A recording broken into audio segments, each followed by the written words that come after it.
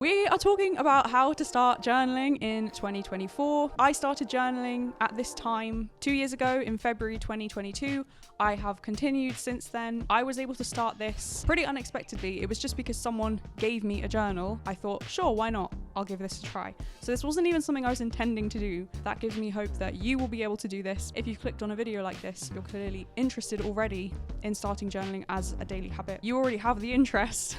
I didn't really have that interest before, and yet I've been able to do it, so you will definitely be able to do this. Along those lines, I would say the first thing to keep in mind is to not overthink it. You can start overthinking your handwriting or the questions that you're going to ask yourself, like what are you going to journal about? Are you just going to do free writing, write whatever you feel like? That can be a way. I'm going to go through what I did, how I got into journaling, and what I suggest you do, because this, as I said, has worked for me. I've done this for 2 years. It's clearly working. Don't overthink the kind of notebook you're going to use. Oh my gosh, have I been saving this notebook for something? Am I going to mess it up? Try as much as possible to stop that voice in your head, which is going to keep you overthinking everything, because that's basically just stopping you from doing anything. This isn't just about journaling. That voice that brings up all of those things whenever you're trying to form a new habit or do something new, it's just wanting you to stay the same, which is fair enough because that's what we're comfortable with. But if we want to try something new, it's going to require a little bit of effort or discipline, and it might feel a little bit uncomfortable, but it's still a good thing to do. The only way you can fail at this is if you don't do anything, basically. So don't get caught up in your handwriting, or what if I miss a day, or do I have to catch up? What if I don't feel like doing this? Like, don't overthink any of those things. In terms of the questions that you can write about, or what time of day even that you want to journal, so are you going to do this in the morning or are you going to do this in the evening? I would say to go with your gut, and this can be difficult if you don't yet trust yourself, and if that is the case, trust me for you.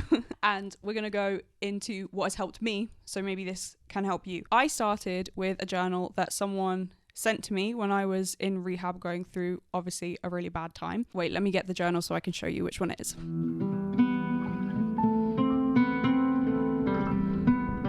I started with this. It's a Mindful Champs journal. I can't really show you inside because I've literally filled in every single page, but I will try and find some blank pages online to show you. I think starting with some kind of structured journal is a great idea because it allows you to remove any overthinking, like we talked about. Because a structured journal, whether you go with something like this or the 5-minute journal, or literally anything, like just go into a bookshop and see if there's something there which has questions already filled out for you, and you just then have to answer the questions. Your only job then is to look at the question that you are being asked to answer and to answer it. You won't be overthinking the writing process because the structure is already there for you. The structure that this journal uses is you journal every day.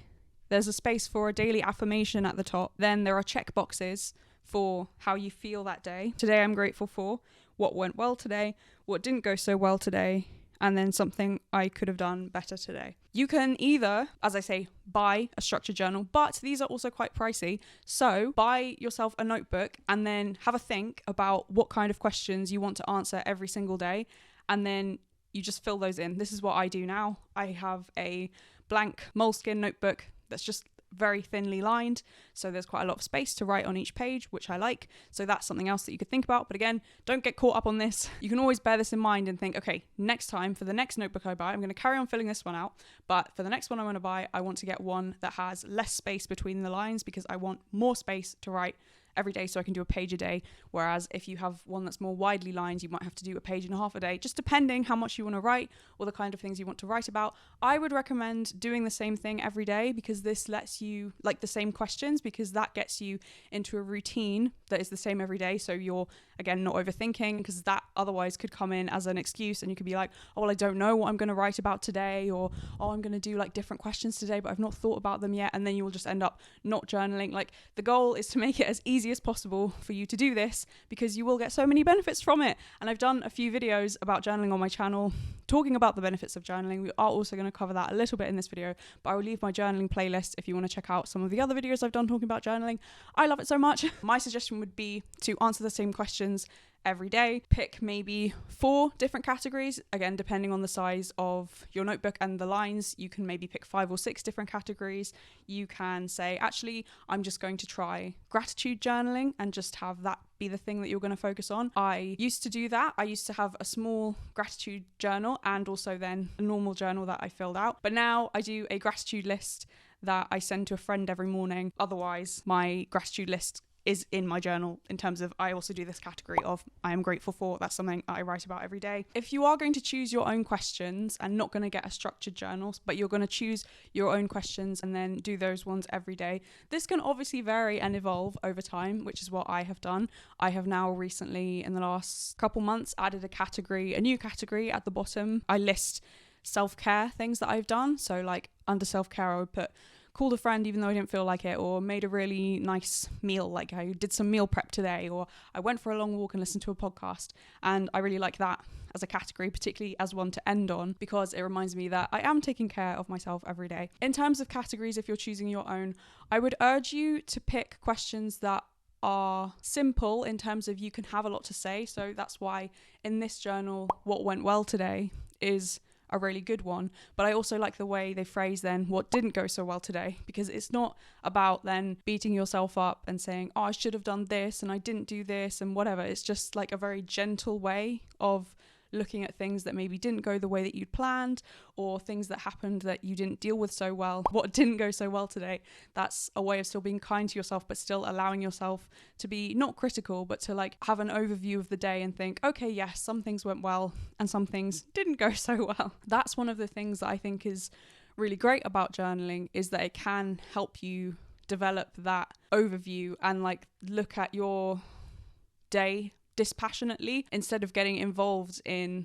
oh my gosh, I was so angry today, or I was so sad today. You can be more balanced with it and notice that, yes, there may have been some really sad parts of your day. There may have been some times you were really irritated or really annoyed, but there were also probably moments that were calm or contemplative, where you were reflective, or times even where you were just content in the moment and you were like, oh yes, it was just nice to sit and read my book, or I enjoyed sitting on the platform, people watching, or drinking my coffee. I enjoyed walking into town. I enjoyed the sunshine. It really gives you the ability to notice the little things, which is what I'm all about. That's one thing that I'm grateful to journaling for, because you reflect on your day and you start to pick out these small moments that otherwise in the moment you might enjoy and might be like, oh yes, I'm enjoying my coffee sat on the station platform, but then it's gone. But coming back to it at the end of the day through journaling, you're able to take that moment and like elevate it or celebrate it. In terms of making a habit out of journaling, I would say, first of all, as a refrain, I keep coming back to don't overthink it, but also like recognize that this might take a bit of time to add something new to your routine. So don't expect yourself to be perfect with this. If you can just do this a few times a week, although I find sometimes if you're trying to do a new habit, if you tell yourself to do it every single day, it's actually easier than trying to do something just a few times a week, because then you're like, oh, I'll just do it tomorrow. And then tomorrow you're like, I'll do it tomorrow. And then it ends up, instead of being 3 or 4 times a week, you've only done this new habit like once that week. You will know what kind of person you are, and you will know what's worked for you personally. Are you someone who does better with the more structured approach of, I'm going to do this every day, because then at least there's no arguments with it. You're like, okay, I need to try and fit this in today. Or are you someone who can do that like 3 times a week and then like ease into the habit more, as opposed to trying to do something every day if that's a completely new thing for you? Attach it to a habit you already have.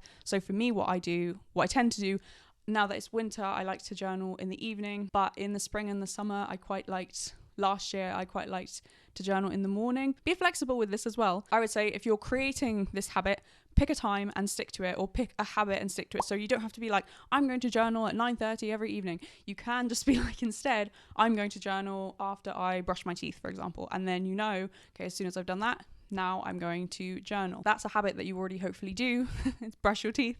So attaching the journaling to that, because you're doing that every day, that could make it easier then to stick to that habit. But again, experiment and play around with it and see what is working. And if you are finding it difficult to consistently journal every day, even if you've said, I'm going to journal after I brush my teeth, if you keep not doing that, you can look at why. Maybe you've picked the wrong questions or the wrong notebook and you're not really feeling inspired to write by them. Maybe you are overthinking it. Maybe you feel really tired in the evening and you're like, you know what? The last thing I want to do when I've brushed my teeth and I'm ready for bed, the last thing I want to do is like get out my notebook and journal. So I'm going to try doing this in the morning. Be flexible with it and be kind to yourself and like notice it and appreciate the process, like enjoy the journey. Be like, okay, how am I going to get this to work for me? It doesn't have to be like some aesthetic morning routine of like sitting there with your coffee and your candle. If you want to do that, great, but like what is going to work for you? You're only going to benefit from it if you find a routine that one lets you do this every day, but also if you actually enjoy it and enjoy the process of it instead of just focusing on like the perceived benefits that you think you're going to get from this. Take the time to try and work out the right routine for you. Do not stress, do not put pressure on yourself, do not give up if you for whatever reason are struggling. Just try and have a look at it and be like, okay, what can I do better tomorrow, right? This is the whole vibe we're going for. It's not about like, oh, I couldn't do it, or oh, I'm a failure, or I'm not good enough, or everyone else seems to be able to do it. No, we're not here for any of that.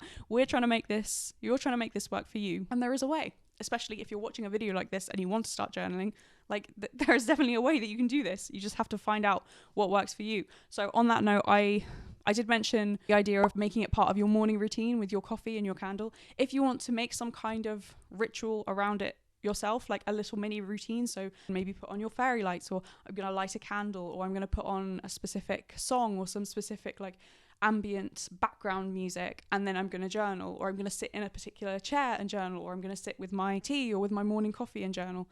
Absolutely celebrate the little things. So if those things bring you joy and it's going to help you build that habit, because you then look forward to making, this is what I used to do. Now I'm into the habit and I'm quite happy to journal, but at the beginning I did find it helpful to do those things, like to light a candle or to put on a specific soundtrack. I would put on the Harry Potter soundtrack, and that was then like a signal that this was going to be like a safe space where I was going to write about my day and process any like emotions or look at the way that I was feeling today. And it kind of just created this really safe environment and like this nice atmosphere that I looked forward to, because I was like, oh, I can't wait until I can sit down and have like a moment of peace and just let myself write about this stuff, because that's what it's about, right? It's just about sitting there and writing about your emotions, writing about your day, writing about what happened, whatever questions you're going to focus on, whatever you think needs work. That is what it's about. As with any habit or anything you want to achieve, as we said, enjoy the process. So detach from the outcome. Don't be doing this just because you want a specific outcome, whether you think that's going to be clarity or more peace of mind, or you're going to get better at writing, or you're going to have some major insight. Like, I'm not saying these things won't happen. I think they definitely will. But it's a process and you have to enjoy the process, because otherwise, if those benefits, those things that you're hoping to happen, if they don't happen straight away, you're then just going to give up, because you're going to be like, oh, I'm disappointed that this hasn't happened yet. So just try and enjoy the process. It is something that will evolve. As I said, depending on the season, I will journal in the morning or in the evening. I have a journal that I use every day, but I also have a completely separate journal that I just pick up every few months, and I just write either like a rant about something that's happened, or I'll just write like general updates. And it just sort of is like every few months I'll write in that notebook. It doesn't have to be any one thing. You can make this whatever is going to be helpful for you. One of the biggest benefits is it will help you spot patterns. So if you do journal every day and you are structured about it and answer the same questions every day, that means that you will then have, by the end of the week, 7 days worth of information to look back on and see, okay, is there any correlation between me writing on Monday, I feel really tired, I didn't sleep very well, and then the next day you writing, I'm so irritable, or I went to bed late last night and I'm in a really bad mood today, or, you know, on Wednesday writing, I'm going to have an early night, and then Thursday you write about how you feel really like centered or energized, right? You can then spot patterns, and this is again going to help you get better, and it's all part of the process. I hope I've given you some concrete steps that you can take and actually start journaling. I would say now, if you do have like a notebook that you've been saving for starting journaling and you've had all of these reasons why not to, I will wait now as you go and get that notebook out of wherever you've put it, get it off your bookshelf and unwrap it, and at the top write today's date and then start writing.